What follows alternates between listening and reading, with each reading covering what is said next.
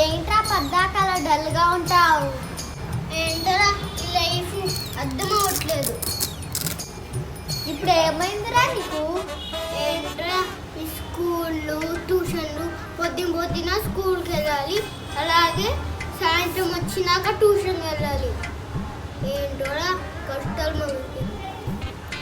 ఏంటి నీకు కష్టాలు ఎక్కువ ఉన్నాయిరా? చల్ పదా, స్కూల్కి టైం అవుతుంది.